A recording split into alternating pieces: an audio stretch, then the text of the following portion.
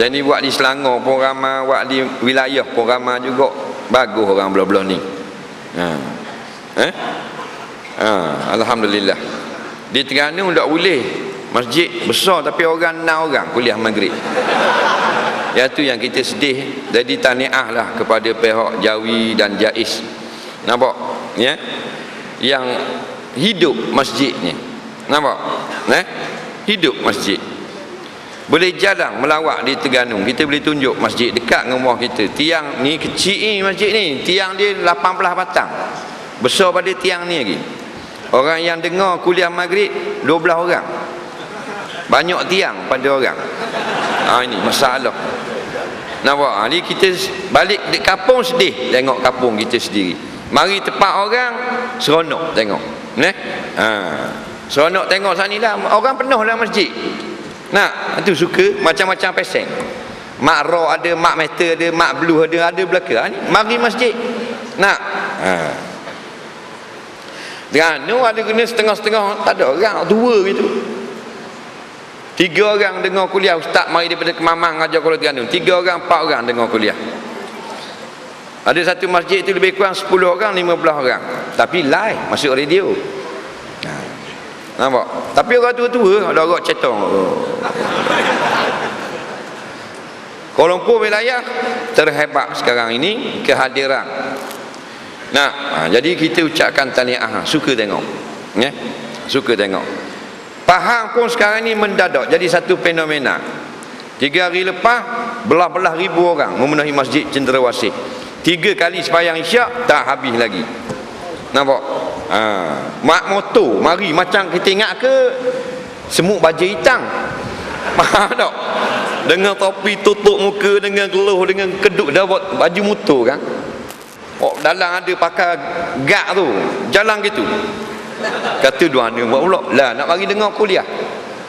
Dah main Honda Cut 70 cc. Kecil sekali 1100. Nampak? Ni exhaust, Sony exhaust ni. Ni bagus orang-orang muda. Hobi apa-apa pun mari dengar kuliah. Nampak? Ada seorang tu grup rugby. Dia pakai baju, dia orang rugby. Kalau dia pakai baju casual pun baju rugby lah. Tidak pakai baju badminton. Pasal dia geng rugby. Betul tak? Orang set badminton, dia tak pakai baju bola, baju badminton. Jadi dia hadiah kita bola rugby. Nampak tak? Bola rugby. Dah kita tak main rugby tengah padang main di rumah. Jerbah tak katil gitu lah. Mahal tak? Geng rugby. Baju all black. All black mana geng rugby tu. Minat rugby.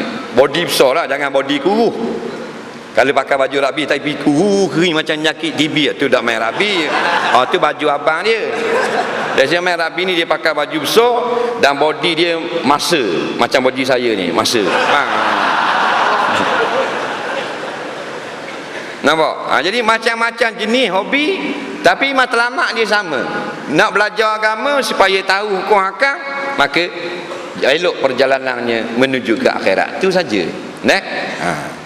Baik, sambil-sambil itu kita jawab soalan yang telah ada persoalannya di hadapan saya.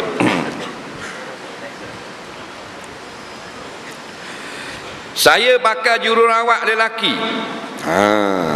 Macam mana saya nak khidmat? Anaknya pesakit, saya wanita. Kalau saya nak lahirkan anak, kena rawat juga ke? Kalau tak buat nanti kena marah. Ini masalah satu juga benda yang menjadi dilema. Jururawat perempuan, rawat lelaki, jururawat lelaki, rawat perempuan. Kaedah mudah sekarang yang kita selalu tahu, iaitulah ad-daruratu tubihul mahzurah. Kalau benda tu maknanya tiada pilihan, maka hukumnya harus. Nampak? Tetapi jika ada pilihan, hendaklah mematuhi peraturan yang asal. Perempuan, perempuan, laki-laki, laki-laki. Jadi sampai masa kita sendirilah yang tafsirkan keadaan dan situasi. Nak jawab atas kertas dengan mikrofon cukup mudah. Tapi bagi orang yang melaksanakan tugas, dia menghadapi kepayahan. Jadi sampai masa kita sendirilah tafsir. Nampak? Adakah pada masa sekarang aku maknanya berhak untuk ganti perempuan, merawat perempuan, ataupun masih ada jururawat perempuan? Kalau ada, kita saja juga nak jawab perempuan, maka kita langgar peraturan syarak. Soalan seterusnya, hari itu ustaz khabar tunang dari segi syarak adalah dengan persetujuan dua belah pihak. Dan mana kalau saya janji kahwin dengan lebih dari seorang wanita, saya kena kahwin ramai ke ustaz? Dia dengar kita mengajar, kalau kita ajak perempuan itu kahwin, meh kita kahwin, jom nikah. Atau saya nak awak jadi isteri saya nak ambil awak jadi pasangan hidup saya, itu orang panggil meminang namanya. Bila perempuan setuju, sah menjadi tunang. Kemudian persoalan dia, dah kalau dia ajak dua orang perempuan berkahwin, kalau dia ajak dua orang perempuan berkahwin, bermakna dia meminang dua orang perempuan sekaligus. Pinang dengan kahwin mana berat? Cik jawab. Kahwin boleh kahwin tak pak sekaligus? Boleh tak? Dah kalau hak berat boleh, bertunang lebih lagi boleh. Mimba bil aula. Faham? Jadi boleh bertunang dengan 4 orang sekaligus. Nampak?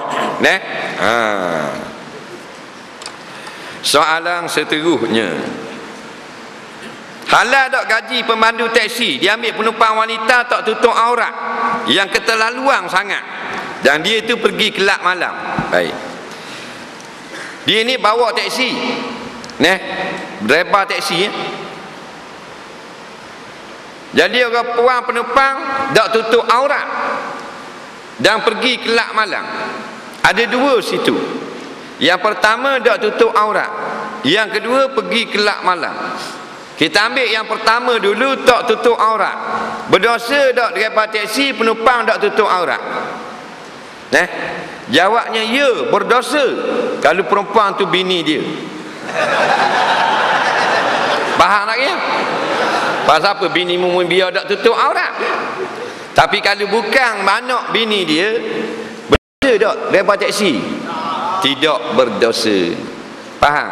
Orang yang mendedahkan aurat itu dia orang Islam. Setiap orang Islam wajib belajar apa yang halal, apa yang haram. Bukan orang lain yang wajib kena jaga dia, dan orang lain hanya perlu peringatkan dia sahaja.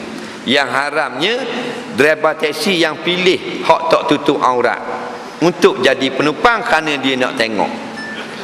Tahan depan makcik tua, pegang beg plastik se, makcik tua dah baru balik daripada Times Square. Faham tak? Beli roller skate. Belakang pada makcik tua ni awet muda, belah sampai kat peha. Nak tumit tinggi 9 inci. Nampak baju tali aluh nampak tiok, tapi di belakang dia pergi berhenti hak belakang dulu. Kerana kalau naik makcik tua dah agak cetak nak tengok kot cermin. Naik hak muda power boh. Bang, jadi boleh hitam kot cerminnya. Hak ning baru haram. Nak? Kalau semata-mata dia tak tutup aurat, boleh jadi penumpang kita, tak ada masalah. Orang tak tutup aurat hari rumah kita, kita tidak berdosa. Faham? Tak berdosa. Dia tak tutup aurat, dia mari kita tidak berdosa. Dan kalau tidak, nyanyi bawa bas ekspres. Bas ekspres 48 orang, 10 orang tak pakai tudung. Jeng driver. Nampak? Berhenti di Temeloh tak turun makan. Driver nombor 1 kata, "Mana tak turun makan?" Tak ada selera. Apa? Dosa ambil banyak lah ni. Apa? 10 orang apa? Pakai skirt naik pas. Jadi driver tidak tanggung. La taziru waziratun wizra ukhra, tidak menanggunglah wazirah akan dosa seseorang, waziratan oleh dosa seorang yang lain pula. Tak ada kena-mengena. Kemudian pula pergi kelab malam. Perempuan ni nak pergi hotel, perempuan ni nak pergi disco. Baik, nak pergi kelab malam. Kelab ni maknanya kelab tu hanya buka pada waktu malam. Biasanya orang buat maksiat tak dalam tu kelab malam. Buat maksiat dah, tapi bukan 100% mesti buat maksiat. Ada orang yang pergi kelab malam kerana dia nak panggil kawan dia. Nampak? Ditanya-tanya-tanya, dia kata kawanmu ada di kelab malam. Kelab malam sini-sini, mungkin cari situ lah. Dia mustahak, maka dia ambil teksi pergi kelab malam. Haram tak? Tak haram. Tak? Jadi tak boleh kita nak kata orang yang pergi kelab malam tu dia telah melakukan maksiat. Batu ulama kata haram dan berdosa besar. Kita tengok perempuan turun tangga hotel, kita kata perempuan jahat. Tak boleh. Sedangkan kita tak tengok dia buat jahat. Nampak? Lain mu tengok dah. Nak? Ni hanya turun ke hotel, kena molek dia mari minta kerja tukang basuh pinggang. Tahu tak? Banyak kemungkinan ni. Lain tengok dah lain. Oh, perempuan ni jahat ni. Dia memang ayang-ayang. Kentucky Fried Chicken. Jadi tak boleh kata gitu. Mu tak tengok lagi. Aku tahu lah. Tak boleh kata dia turun tangga, mu tak boleh kata lagi dia ayang tak ayang. Aku tahu lah. Saya wedah itu. Tu baru sahih. Tak? Tak angat kata korang, padahal dia tukang bakar. Macam mana seorang isteri dia menuntut cerai bila ditinggalkan suami tanpa khabar berita? Semalam seorang dah tanya di apa benda ni, KLIA semalam sepak. Jadi orang puan kena ingat, cerai hanya ada pada lelaki. Nampak? Suami saja ada cerai. Perempuan tak boleh cerai. Sebab apa perempuan tak boleh cerai? Kerana perempuan tidak sabar. Orang laki-laki kuat sabar. Faham? 5 tahun berumah tangga, boleh tak kita kata 5 kali berbalah? Boleh tak? Tak siapa? Lebih. Ada orang yang 3 hari sekali balah, betul tak? Ada orang sehari 3 kali. Nampak? Berbalah. Tetapi cerai tak? Dah 8 tahun dah balah. Kata balah acak ke? Allah, bini saya ustaz 3 hari baik tu kira spesial. Tak ada 3 hari, 2 hari memang cari pasal. Rupanya lumrah. Nampak tak? Maka suami cerai tak? Tak. Itu kesabaran orang laki-laki. Nak kuat sabar. Kalau orang puang dah boleh cerai tengok. Sehari 3 kali kena. Faham tak? Kita lambat beli nasi cerai. Aku cerai. Lambat beli nasi. Minta piti lambat beri, aku cerai. Nampak tak? Tu orang puang dia tak ada sabar. Lepas mayang isya tu imam tegur Tok Wila. Guana Tok Wila nampak sedih. Bang pun lagu slow tadi. Allah, tak ada arah dah Tok Imam, kena cerai pula hari ni. Tok Imam tanya balik berapa kali dah? Ni kali ke 900 rasa.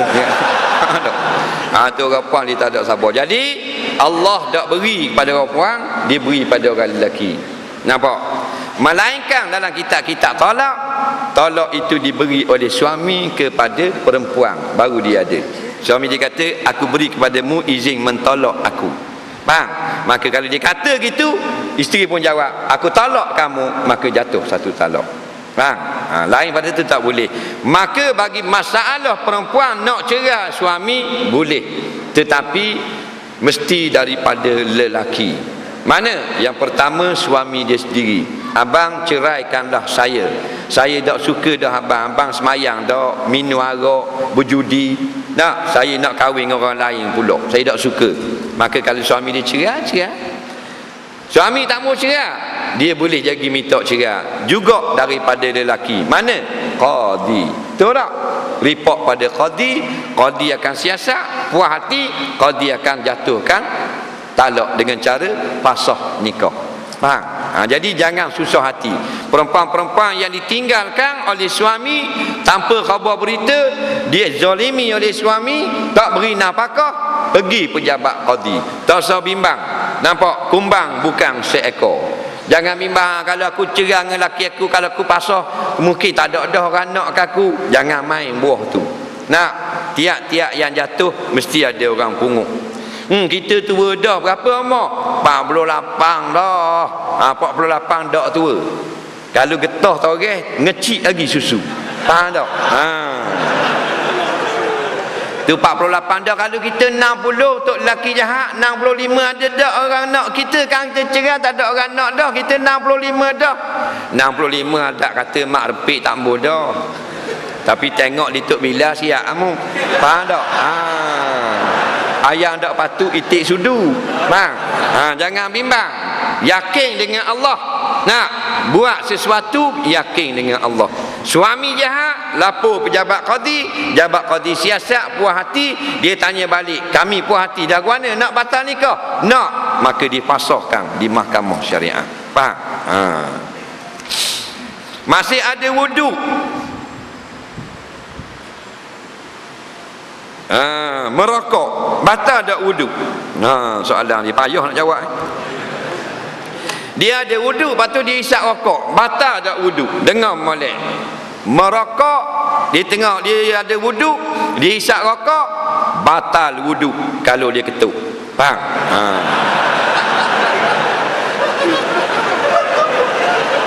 Jadi faham dah nak suruh faham. Sebab tu ulama dia pun dalam kitab, mana-mana kitab Jawi Arab sama je.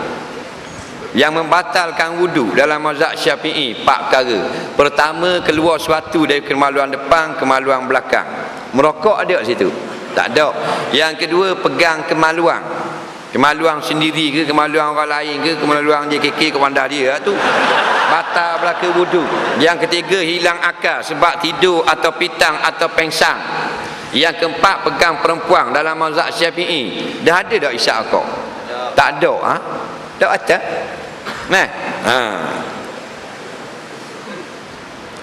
Saya semayang asar dengan zuhur, lepas waktu asar baru saya sedar kiblat saya salah. Nak buat ke mana? Molek kok dia tanya. Hari tu kita semayang subuh salah kiblat.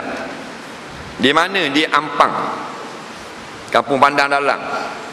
Dulu kita tolak pagi pukul 3 pagi. Pukul 2.30 pagi tolak Terengganu, dah tak ada orang. Tembor 300 siapa sini pukul 5.30 konang. Tak. Jadi siapa satu hari nak jadi cerita masuk ke Ampang Point tu kan, straight dalam tu ada traffic light tu, lepas tu masuk ada masjid dalam tu. Masjid ni lagi Masjid Hidayah. Masjid Hidayah tak? Jadi kita siapa dalam 6.30. Orang sudah tutup pintu dan kunci. Jemaah sudah balik. Tapi masih gelap lagi tak? Gelap lagi, tak nampak lagi. Jadi kita letih naik kereta, wuduk ada. Naik, Allahu Akbar lalu. Faham tak? Siap wirid sudah semayang. Subhanallah, subhanallah, subhanallah. Mari pula orang lain nak semayang dalam 6.30 gitu. Dia pun semayang. Kita semayang gini ya. Dia semayang gitu, tak kena. Kata gua ni, pula aku tak kena, aku tak kena. Faham tak? Kita kok ni, dia kok nu terus. Jadi terus. Aku salah ke dia salah? Saya pun hitam kat pintu masjid tu, tengok sejadah ikut dia belaka. Kita pun tak ada apa-apa, semayang ikut dia pula. Mujur masa kita semayang tu tak ada orang mari. Tidak, memang dia kata kita ayah ping, semayang tak kena.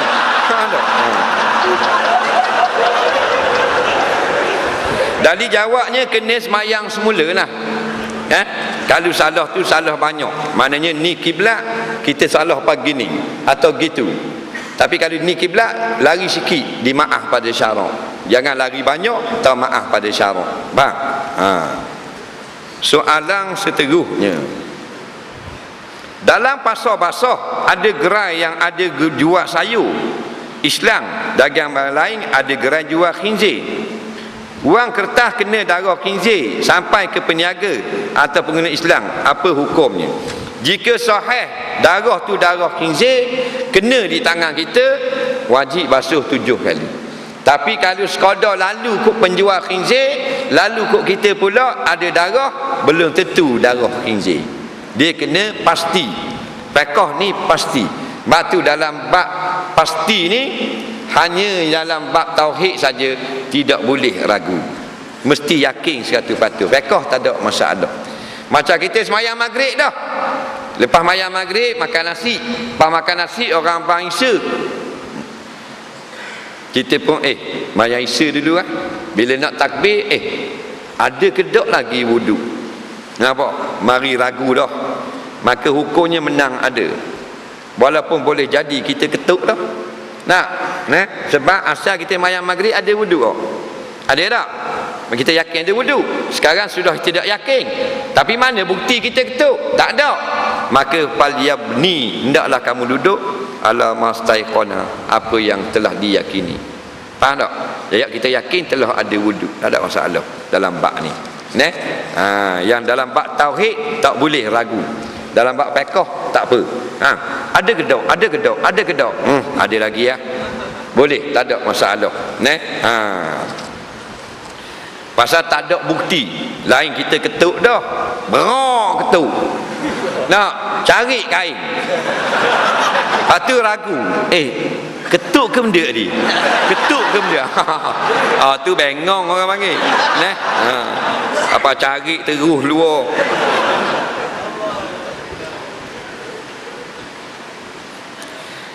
Kalau seorang hamba Allah mimpi jumpa Nabi, tapi Nabi kenalkan diri dalam bahasa Melayu dan pesan sesuatu kepadanya, adakah mimpi itu benar? Bahawa hara masih dapat dicium setelah terjaga.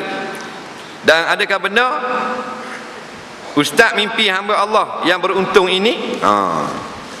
Dia jumpa mimpi Rasulullah, tapi Nabi cakap Melayu. Nabi kata jaga solat umpamanya.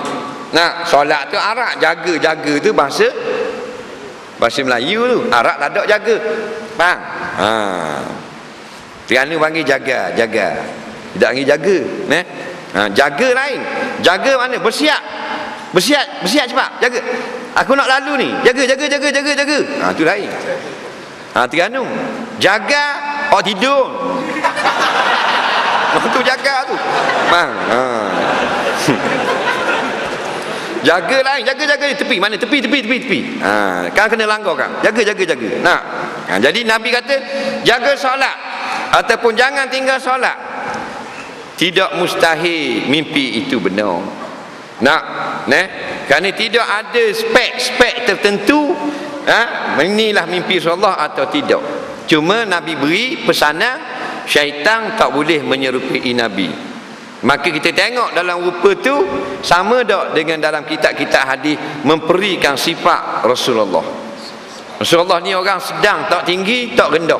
Tapi dalam mimpi itu pendek. Bukan Rasulullah. Rasulullah ni tidak gemuk, dalam tu gemuk gitu. Bukan Rasulullah. Rasulullah ni kulit putih kemerahan, dalam mimpi itu hitam meletung. Bukan Rasulullah. Kena tengok kitab-kitab sirah, kitab hadis tentang sifat Rasulullah.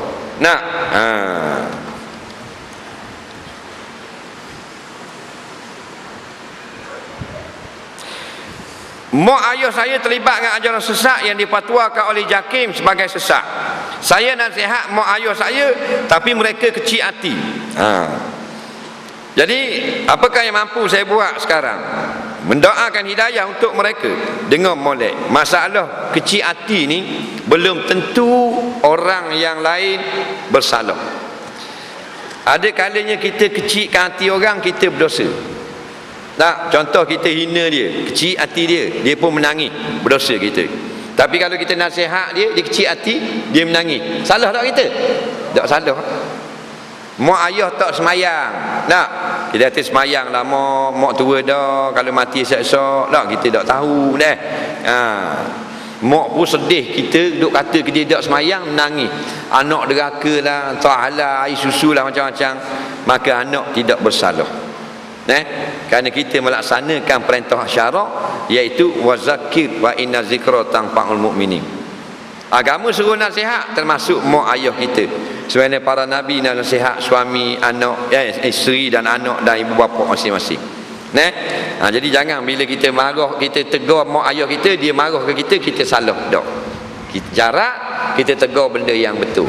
Mak kita suka ngumpat, suka duk mengaibkan jirang-jirang. Ada tak nyakit gitu tak? Kita tegur tak baik kata gitu mak. Dosa lagi, tanggung dosa dia pula. Susah kita di akhirat. Mak kita gerang dengar nak marah kita, dia kata kita anak deraka. Dosa tak kita? Tak. Jaga baik. Jangan bila ambil atas teket orang tua sentiasa benar. Tak. Ada kala anak benar, ada kala ayah dan ibu benar. Jadi macam mana kalau kata berasa hati menangis-nangis? Jawabnya teruskanlah kita kata. Dan bila dia menangis sekalipun, biar lebih kita sayang mak ayah kita. Maka ajaran sesat jangan main. Siapa JAKIM fatwa sesat, biasanya ni hak merosakkan akidah. Tak. Jadi janganlah kita berhenti dakwah, teruskan tegur mak ayah kita. Menangislah. Jadi mungkin air mata dia itu sekali kering dan akan jadi baik dengan sebab kita maintain istiqamah atas menegur. Soalan seterusnya, saya ragu berkaitan mesin basuh fully auto yang capur dalam pakaian bernajis dan tidak najis. Ada ustaz kata semua pakaian akan jadi najis kerana ilmu telak tidak mengalir. Namun dalam fatwa kebangsaan dalam website ada kata basuhan yang capur dari antara pakaian tersebut tidak menyebabkan najis. Tolong jelaskan saya yang pening ini. Dia buat gambar dia pening. Baik. Ini satu pakaian, sehelai pakaian kena air kecing, seluar kena air kecing, dah nak buka seluar itu terkecing. Tak? Habis berjeruk. Kita ambil aluar air kecing masuk dalam mesin basuh. Dalam mesin basuh ada air. Maka bila air kecing ni masuk dalam mesin basuh, air dalam mesin basuh jadi mutan najis. Nampak? Kemudian air yang sudah terkena najis kita masuk pakaian lain juga sudah terkena najis. Inilah pendapat yang muktamad dalam mazhab Syafi'i. Jadi bila kita pergi pusing, habis pakaian yang lain juga terkena najis. Jawabnya senang sahaja. Yang pertama kaedah, jangan pakaian bernajis campur dengan yang kena najis. Tak boleh juga, nak campur boleh, tetapi apabila sudah kita basuh, hendaklah kita masukkan air di atas dan keluar di bawah. Dia panggil bilasan. Kalau tak boleh bilas, buat keluarlah, buat lalu ke bawah air yang bersih. Nampak? Itu caranya. Tetapi kalau sedikit air kecing yang kena pada baju, yang kena pada pakaian, bukan basah, sedikit saja, macam ujung pistol kena di seluar, faham tak? Kena sikit, lepas tu terendang, terpaksa basuh kat ranyok, maka kau dhaif kata dimaaf pada syarak. Ni takut kau fatwa kebangsaan. Soalan seterusnya, kita ada masa 28 minit lagi. Apa kau lakah sah untuk pergi depan dalam majlis ilmu? Ada orang kata dok beradab. Apa ada adab dalam majlis ilmu? Baik. Dalam majlis ilmu sama dengan majlis-majlis yang lain, mesyuarat dan sebagainya, majlis salawat, majlis apa benda ni, tarekat, zikir dan seumpamanya, sama je.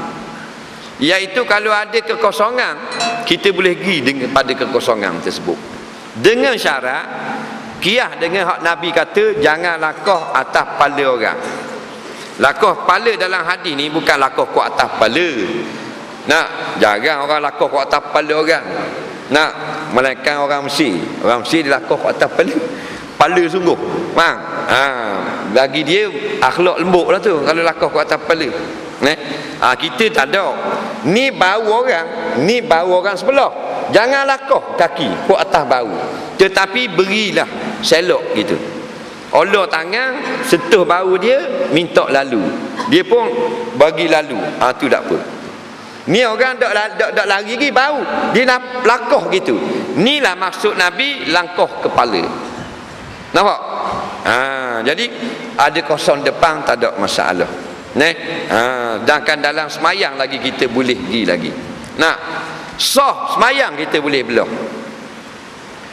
Contohnya kita duduk pada sah yang pertama. Semayang ada sah, dua sah. Bila kita batal rakaat pertama, kita nak keluar di depan, tak boleh lalu ke depan orang semayang. Kita nak keluar ke belakang, ada sah. Cara mana nak keluar? Nak lalu litas orang semayang. Belah macam belah kek juga. Kita batal, kita paling belakang, ada orang semayang tak? Kita buat tangan gitu. Ingat bila kita tengah semayang, orang buat tangan gitu, isyarat dia nak lalu. Maka sunat kita buka. Ni panggil ta'awanu alal birri wat taqwa. Dia nak pergi ambil wuduk, kita tolong buka. Betul tak? Dapat pahala. Ingat. Tengah semayang, bila orang buka, kita orang nak lalu, kita buka. Pasal dia Allah tangan. Jangan kita tengah semayang, dia Allah tangan, kita pun Allah. Awak itu. Jangan. Dah kena kapal boleh kira. Bahasa baik kan. Jenis beradab. Siap salang hanya.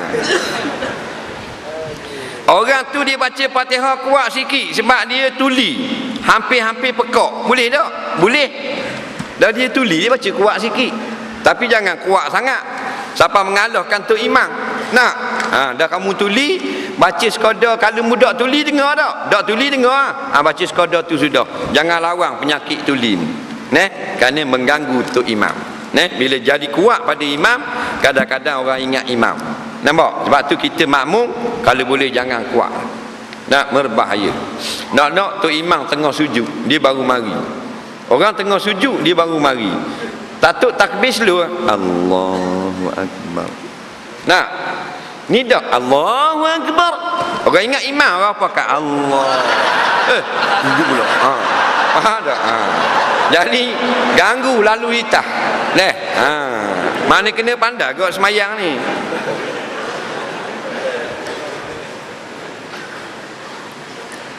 Kenapa tidak dibenarkan solat sunat lepas asar dan subuh? Ada hikmat, banyak sangat hikmat yang disebutkan oleh ulama.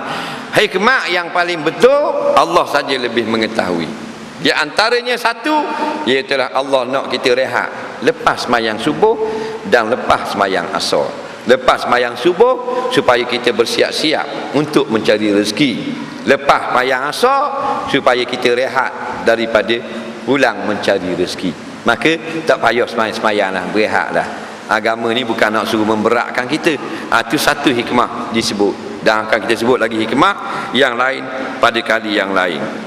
Jika kita tinggal satu rakaat solat hari raya bersama imam, adakah kita perlu ganti satu rakaat macam biasa? Macam mana dengan takbir pertama itu? 7 kali takbir juga. Dengar molek. Dia mari lewat. Pasal masa tadi rakaat pertama dia duduk kipas hati raya. Jadi nak kipas hati dulu pada semayang. Ingat, kalau semayang raya, perempuan pun pergi. Jangan tak pergi. Hebatnya semayang raya, perempuan haid Nabi suruh pergi. Tak usah kata hak suci, perempuan haid suruh pergi. Cuma tak masuk dalam masjid. Apa tujuan pergi? Mendapat sama rahmat dan keberkatan solat hari raya. Nampak? Jadi dia pergi tu imam rakaat kedua. Dia rakaat pertama Allahu Akbar, tu imam pun rakaat kedua. Bila tu imam salam, dia ganti satu rakaat. Nampak? Dia ganti satu rakaat. Baik.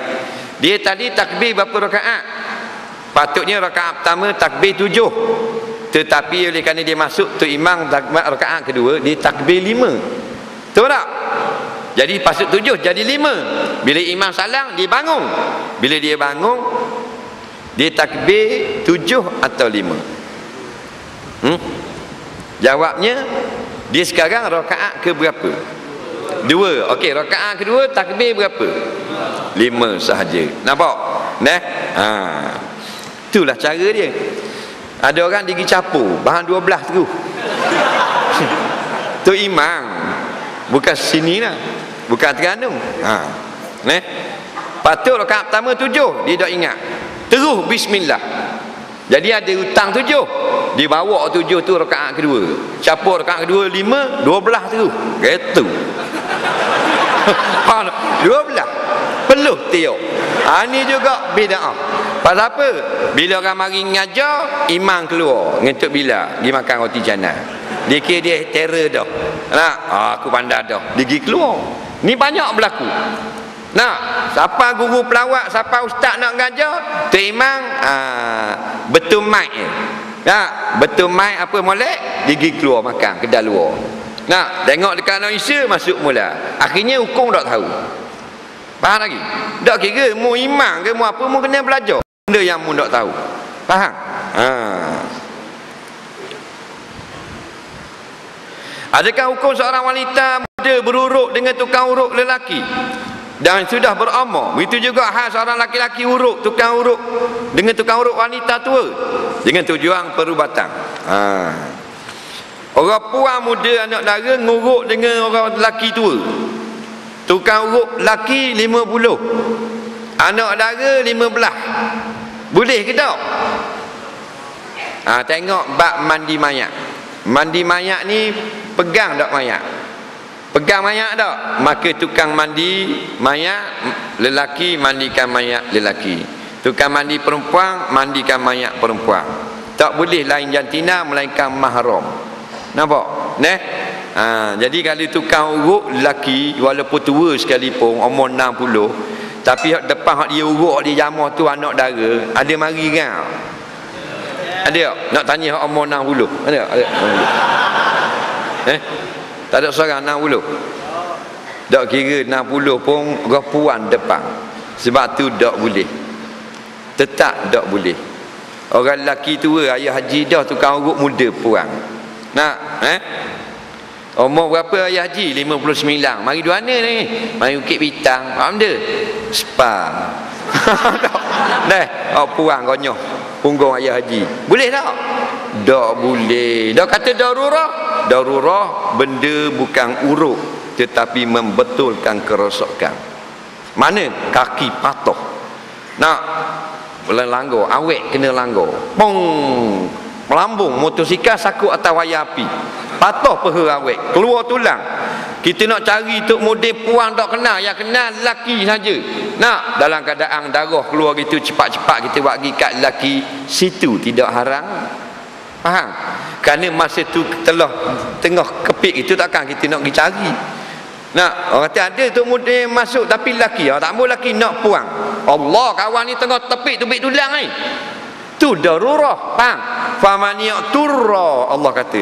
Siapa yang masuk dalam destinasi satu sempat, satu kawasan yang kepik, tidak ada pilihan, fala isma alaih, ujung ayat, tiada dosa.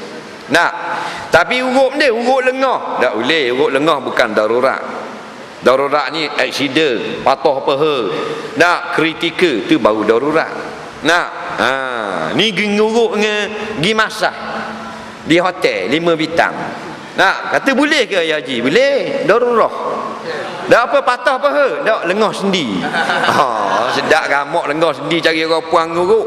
Nak, dak boleh, tetap dak boleh. Apa hukum peniaga mandikan mandikan harga barang? Mandi guna buluk. Mainkan harga barang, dok mandikan.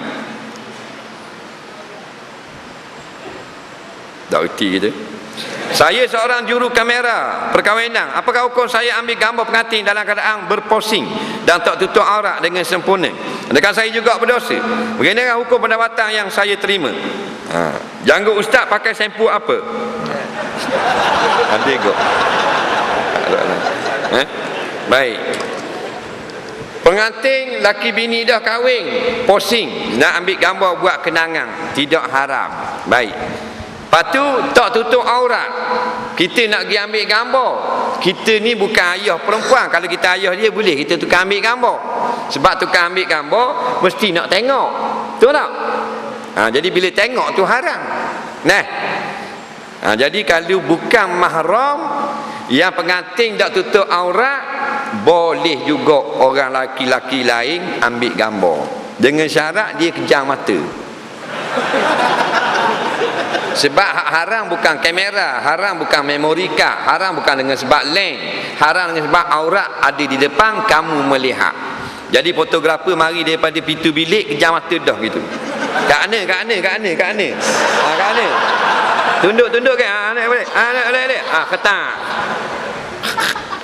Ketak. Dak dosa. Nampak tak?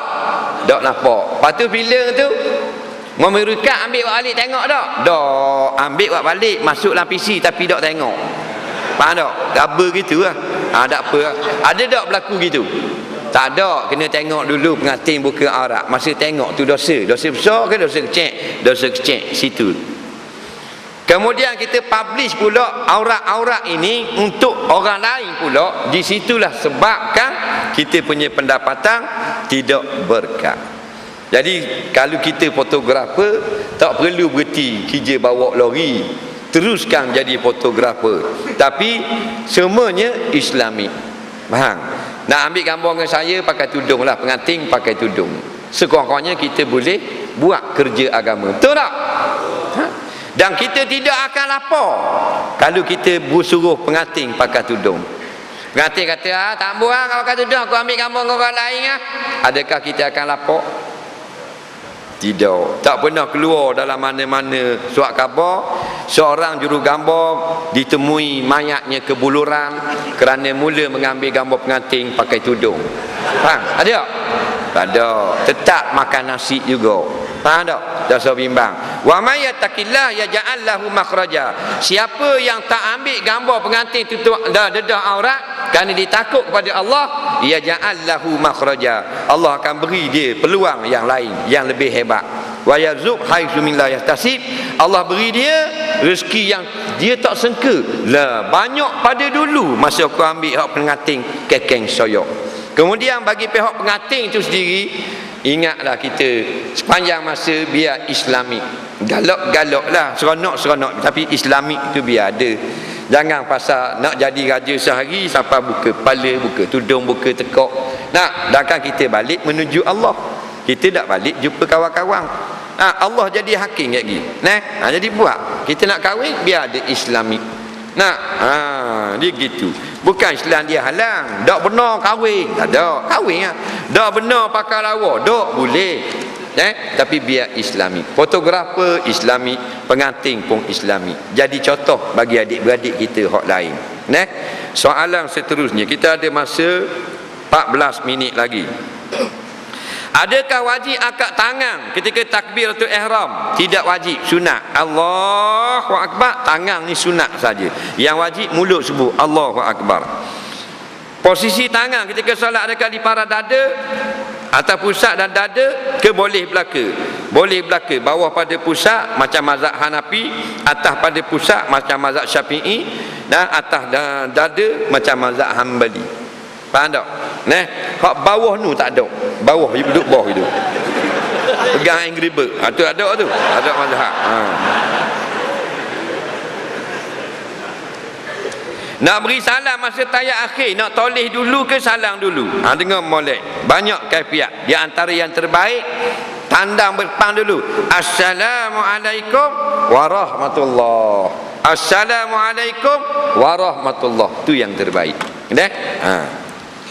Masih ramai yang tak tahu tekan rukun kauli, mohon pencerahan. Kauli macam kita khabar tadi lah, mesti bersebut Allahu akbar.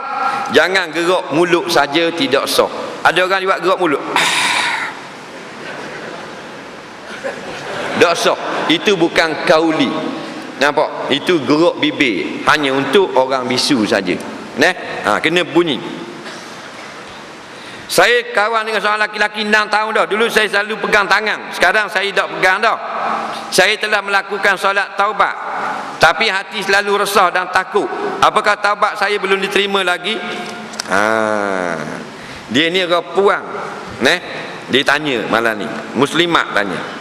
Dia dulu pernah berkawan dengan laki-laki 6 tahun. Berkapa lah. Dan dia pegang tangan. Pegang tangan ni biasanya orang jalan lah. Tak, bukan pegang tangan ni mandi. Pegang tangan berjalan, pegang tangan tanda sayang. Orang lelaki dia berakhir ngecek gitu lah. Kalau dia kasih, dia nak kira nak pegang ni. Dia tak boleh nak buat jauh-jauh gitu. Itu nyakit orang lelaki.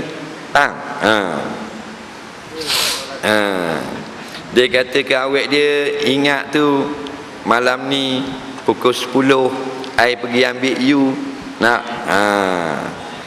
Okey, ingat sayang, dia kata. Hak puang tanya pula, sayang sungguh? Sayanglah. Hak lelaki, hak puang pula tanya, kalau sayang sungguh mana buktinya? Buktinya malam ni I pegang tangan you. Ramai puang yang bodoh. Dia kena buah ni. Bila boyfriend dia pegang tangan dia, macam nak tubik tahi. Padahal bukan bukti sayang ni pegang tangan. Kalau bukti sayang tu pegang tangan, sedap gamuk lah. Dah guna pegang tangan. Bukti sayang. Boyfriend saya sayang lagi pada awak. Apa? Dia pegang kaki tu. Faham tak? Nampak? Jangan main pegang-pegang gitu. Kalau sayang sungguh, pergi khabar ke mak dia. Atau beritahu kepada ayah awak, saya nak jumpa ayah awak, saya nak pinang awak. Tu orang sayang sungguh. Faham? Jadi nak kenang perempuan, nak cinta, tak ada masalah. Masa laki-laki memang dia akhirnya dia akan cari perempuan. Tidak cari lori minyak, dia cari perempuan. Faham tak? Pasal dia lelaki. Perempuan gitu juga. Sampai hak umur, dia cari laki-laki ke dia cari apa benda ni, besi buruk. Cari laki-laki lah. Jadi biar jelas. Saya nak kahwin dengan awak. Lapa mana nak tunang? Khabar ke mak awak, saya nak hari masuk. Tu cara dia. Tu gentleman. Faham? Pegang-pegang tangan tak boleh. Padahal pegang tangan pun bukan masuk neraka. Tapi dia pegang tangan, dia akan jakit pula jadi sedap. Dia pegang tangan perempuan sama macam pegang meja ni. Lain, dia gerak tangan. Gerak. Faham tak? Jadi perempuan ni bila dia pegang tangan boyfriend dia rasa sekarang cukup berdosa. Benda masalah dia sekarang ni nak kabur, ni lah tanda mu ada iman. Macam kita kabur tadi, pegang tangan je. Takkanlah pegang tangan sampai jadi masuk neraka. Tapi Islam ni dia ada kaedah syaduz zara'i, yang asalnya wala taqrabu zina. Hak tu bahaya zina. Tapi pegang tangan kadang-kadang boleh membawa kepada zina. Maka pegang tangan pun telah dicegah awal-awal lagi. Kita duduk dengan seorang perempuan dalam kereta, cermin tinta 99% gelap, hujan yang sangat lebat, di atas bukit Broga. Faham tak? Hujan lebat, mana ada jabat agama mari tak? Takkan nak hari hujan lebat. Puan pula, Allah Rabbi, muda ni pakai skirt nampak peha, putih selepuk. Pasang lagu pula, duk. Oh be. Kita tak pegang dia, kita pun atas balik 2 jam duduk. Mu tengok aku tengok mu. Tengok aku tengok mu. Tonyek je leh. Lepas tu dia atas balik. Nampak? Tak berlaku perzinaan. Asalnya tidak haram pada syarak. Nampak lagi? Tapi bolehkah kita selamat gitu? Li, mana Li? Li, kalau ada puang sebelah.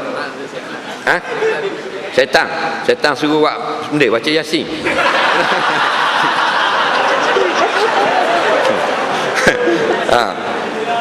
Jadi kalaulah kata boleh bawa orang puang dalam kelak, dak jamaah, dak orang tengok, dak setul sikit, balik selamat. Memang dak masuk neraka. Tapi jangan buat. Allah dia cipta kita, dia tahu kelemahan kita. Jadi kalau patua gitu, jeng kering habis lagi. Bapa tak usah kata tu orang muda-muda, tu imam naik seh. Kalau tengok orang puang, jangan main. Pasal orang puang ni sabar dah, dia Lamborghini.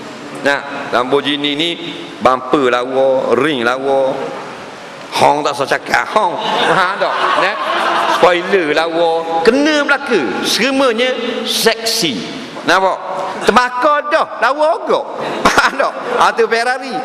Orang puang gitulah. Jangan kata saya tak apa ustaz, saya kuat zikir. Kalau saya duduk dengan orang puang pun saya tak berasa benda.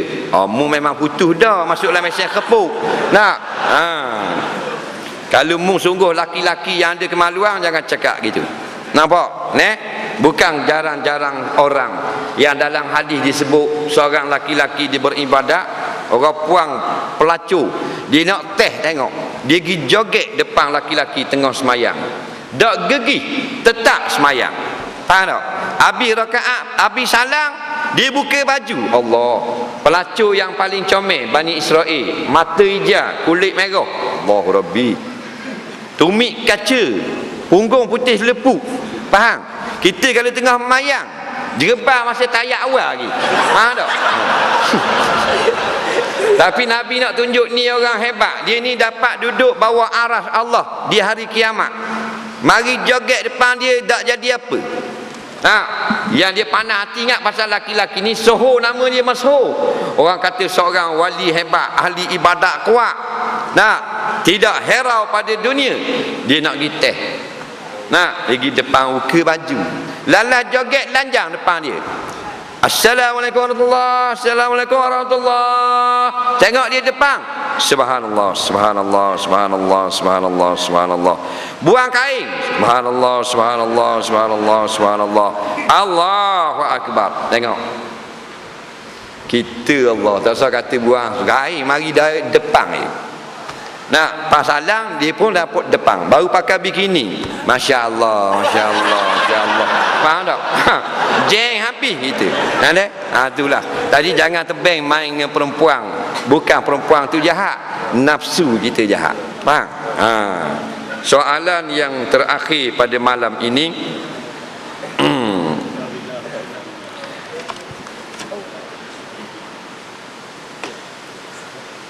dua keping kita ambil, yang belum dijawab ada lebih kurang dalam 80, insya-Allah pada bulan harapan pula panjang umur.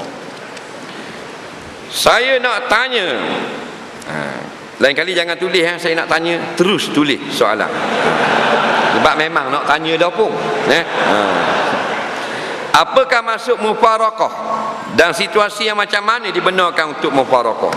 Mufaraqah daripada perkataan farqun, maknanya pecah ataupun pisah. Mufaraqah maknanya perpisahan. Mufariqah orang yang memisahkan diri. Jadi bila kita semayang, Allah, aku semayang fardu isyak, makmum. Apa makna makmum? Bersatu mengikut imam. Jadi bila imam kita tak mau ikut, kita pecah, kita berpisah. Ini yang ditakrifkan sebagai mufaraqah. Nah, tak? Jadi contoh yang mudah, kita ada kecemasan. Faham tak? Seperti nak berok, nak kecing. Sudah masuk sujud yang kedua. Tapi sakit-sakit nak berok sangat, boleh mufaraqah. Kalau tunggu imam slow atau pada rakaat pertama. Nah, baru rakaat pertama, baru Fatihah sakit perut, atau imam baru baca surah, Allah sakitnya perut kita ni, dan gedak ni, nak berok. Contohnya buang air besar, tu imam pula baca slow, sabbihisma rabbikal a'la allazi, sudah kerja. Rasa-rasa 3 ayat tu bik tarik lagu gitu. Jadi dibenarkan orang yang bertolak keras dengan hadas keluar daripada semayang kalau dia rasa sempat semayang, boleh dengan niat mufaraqah, atau keluar terus boleh juga. Keluar terus pun boleh kerana mudarat sangat dan semayang semula. Tapi kalau nak dapat, tak mau lagi berhenti semayang, boleh semayang seorang diri, niat mufaraqah. Bila imam tengah semayang, niat dalam hati, aku semayang seorang, tu maksudnya. Atau aku tidak makmum lagi, atau aku tidak mengikut imam, atau aku niat mufaraqah. Semuanya tak ada nah belaka dalam hadis. Ini ijtihad ulama belaka. Jadi contoh-contoh tu betul belaka. Dalam hati aku semayang seorang, boleh juga. Dalam hati aku teruskan seorang diri, boleh tak? Aku keluar daripada imam, boleh. Aku mufaraqah pun boleh. Nah, semuanya boleh belaka. Itu contoh mufaraqah. Bagaimana nak baca wakaf saktah di dalam Quran? Saktah ni ada perhentian sekejap. Alhamdulillahi rabbil alamin, berhenti kejap. Ar-Rahmanir Rahim, berhenti kejap. Maliki yaumiddin, iya, ada berhenti tu, gap tu dipanggil saktah. Faham? Jadi kalau bacaan laju, berhentinya laju. Bacaan perlahan, berhentinya perlahan. Nah, kalau bacaannya perlahan, mesti saktah dilambat. Faham tak? Ihdinas siratal mustaqim, siratal ladzi. Tapi kalau baca panjang, baca cepat, ihdinas siratal mustaqim, siratal ladzina an'amta alaihim. Nampak? Gap dia pendek. Itu saktah. Berhenti. Dan kalau kita baca terus, tak ada saktah, boleh. Alhamdulillahi rabbil alamin, patut berhenti. Saktah. Tapi dia tak ada saktah.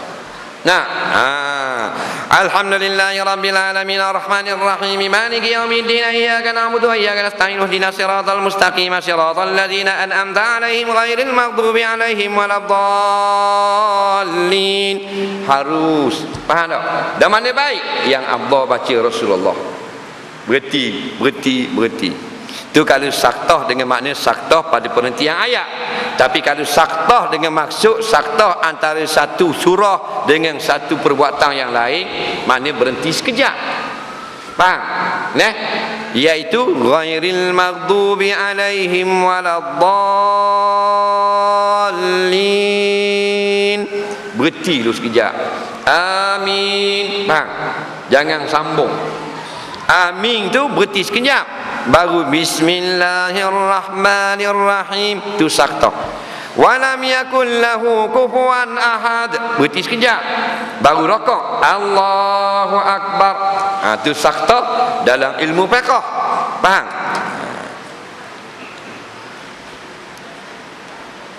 Soalan yang terakhir, siapa Ibnu Arabi?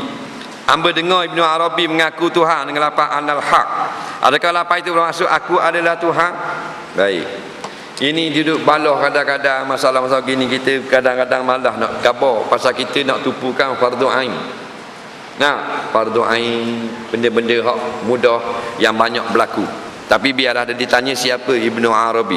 Ibnu Arabi dalam Islam ni ada dua. Yang satu Ibnu Arabi yang ditanya ni. Nah, yang kedua Ibnul Arabi dengan ada alif lam. Ibnul Arabi. Faham? Yang ditanya Ibnu Arabi.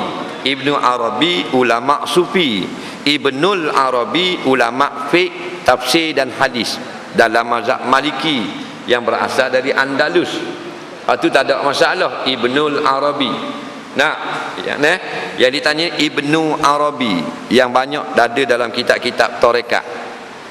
Ibnu Arabi ni yang dah dipertikaikan oleh ulama kerana satu hari dia berzikir, asalnya la ilaha illallah, akhirnya Allah Allah Allah, akhirnya anal haq, akulah yang aku yang hak. Sedangkan al-haq itu nama-nama Tuhan juga, mana Tuhan. Jadi ada orang telah mengkafirkan Ibnu Arabi kerana dia telah melafazkan anal haq. Kita jangan masuk cara dalam bab ni. Hak ulama tuduh dia kafir, ulama ada sandaran. Jadi dia akan jelaskan di akhirat nanti. Jadi betul juga sebab lafaznya sudah kufur. Aku Tuhan, aku Tuhan, aku Tuhan. Nah, ulama yang tidak mengkufurkan Ibnu Arabi mengatakan dia duduk dalam keadaan zauqiyah, dak sedar. Bila dak sedar terlapah di mulut. Bila terlapah di mulut tidak kufur. Nah, tapi haram dengan disengajakan. Nah, ini dua pandangan ulama. Faham lagi ya? Jadi kita jangan ditiru pula. Kita tidak zauqiyah, kita riyaiyah, hanya nak menunjuk-nunjuk. Faham? Jadi serah pada ulama. Sebagaimana masalah Ibnu Taimiyah yang mensyirik dan mengatakan Ibnu Taimiyah sesat adalah ulama. Jadi biar ulama yang jawab di akhirat. Kita hanya cerita saja. Jangan nak menyesatkan kalau kita tidak reti. Nampak? Soalan terakhir pada malam ini, apa hukum ambil gambar sunset? Ada orang cakap haram sebab syaitan berkeliaran pada waktu itu. Gambar sunset, set baca dengan SET, jangan SEX. Tu lain tu. Tu set matahari. Sunset ni apa benda ni, Arab panggil ghurub. Nampak? Atau maghrib, waktu tenggelam matahari. Matahari tenggelam ni, kaki langit diturun. Bila dekat dengan langit dipanggil sunset. Turun habis. Nampak? Overset, gelap gugup. Faham? Jadi Melayu panggil senja. Betul tak? Senja, matahari sedang turun. Lepas tu kita ambil gambar memang cantik masa ni ya.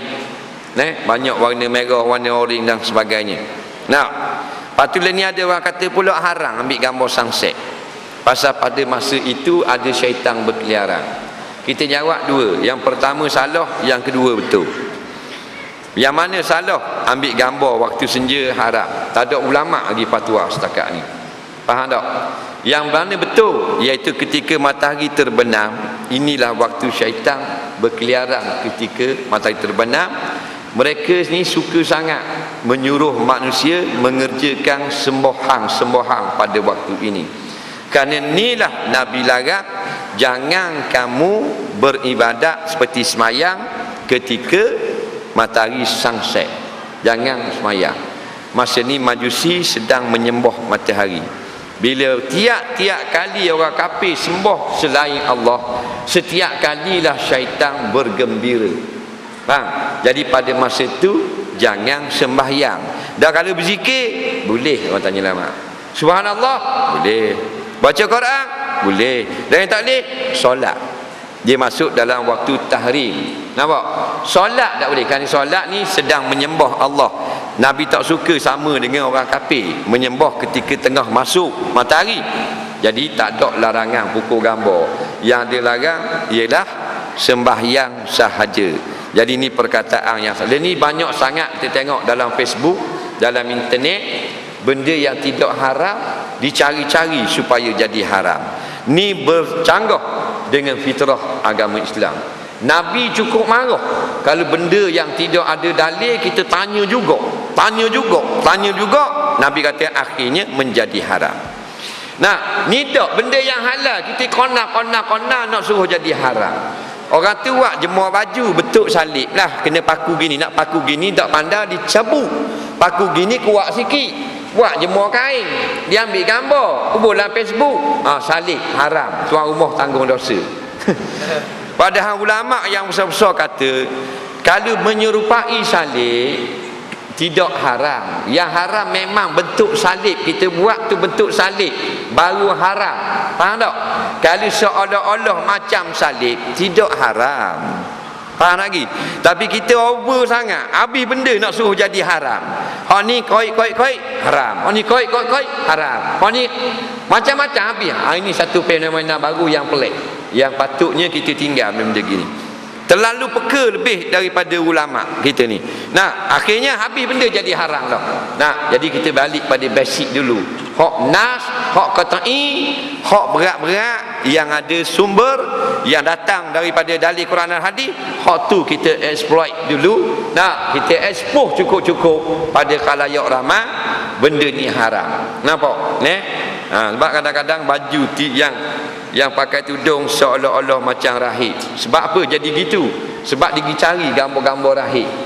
Nah, dia cari jumpa hak akang-akang, dia pun ubus sebelah. Jadi orang tengok, oh macam rahib. Kalau tidak cari gambar ni orang kata, orang tak kata hak ni padri. Dia pergi cari benda ni fenomena ni tak bagus. Nampak tak? Akhirnya habis tak boleh pakai gini tak boleh. Jadi yang haramnya betul-betul dibuat, ditiru untuk sama dengan padri, situ baru haram. Faham? Jadi kebetulan gitu tidak haram. Nah, logo-logo kasut habisnya cari pusing gini, tak ada menyerupai Allah, tapi dia buat peng betul Allah. Orang pun tengok, oh dekat-dekat nak jadi Allah. Oh, haram kalau gitu. Benda ni bahaya. Jadi balik ke basic dia. Betul, Yahudi Nasara lan tarda akal Yahud. Dia tak sedar, dia tak akan duduk diam. Sentiasa dia nak menyesatkan kita. Tapi kita jangan overlapping, jangan gaduh. Nak berhati-hati dalam benda kita nak exposekan benda ni haram. Jangan benda yang really yang biasa relax je, tapi kita ni duduk over sangat nak suruh jadi haram. Contoh ni, ambil gambar sunset. Nabi larang semayangnya, akhirnya ambil gambar haram juga. Nah, benda ni lah yang akan melemahkan umat Islam itu sendiri. InsyaAllah kita akan dipertemukan lagi di lain kali jika dipanjangkan umur. Dan kita ucapkan tahniah kepada seluruh warga Kuala Lumpur dan Selangor kerana telah mengimarahkan rumah-rumah Allah seperti ini. Dan kehadiran kita seperti ini sebenarnya telah pun mendapat perhatian dunia. Kalau gambar-gambar Facebook ini telah dilihat oleh orang-orang di Europe dan Amerika Utara. Nah, setiap malam sebenarnya gambar kita dilihat oleh dunia. Nah, hebatnya orang Selangor, orang Kelantan, orang Kuala Lumpur telah memenuh-menuhkan masjid dengan kuliah. Jadi satu kebanggaan bagi ibu bapa masing-masing kerana anak-anak yang seperti ini. Nah, walaupun kita geng mana sekalipun, kita dapat penuhkan rumah-rumah Allah, nah, untuk menarik rahmat daripada Allah dan menyekat bala daripada turun, kerana masih ramai saudara kita yang melakukan kemungkaran di luar sana. Tahniah kepada segala pihak, termasuk pihak berkuasa, pihak keselamatan yang telah menjayakan setiap bulan kuliah-kuliah kita di sini, dan kita harap kita akan diberi lagi banyak kemudahan untuk menarik lebih ramai lagi kawan-kawan kita untuk bersama-sama kita satu landasan kereta api menuju ke syurga Allah. Bismillahirrahmanirrahim. Allahumma anfa'na bima 'allamtana wa 'allimna bima yanfa'una rabbana zidna 'ilma rabbana atina fid dunya hasanah fil akhirati hasanah wa qina azabannar. Sallallahu sayyidina Muhammadin wa ala alihi wa sahbihi wasallam walhamdulillahirabbil alamin. Assalamualaikum warahmatullahi wabarakatuh.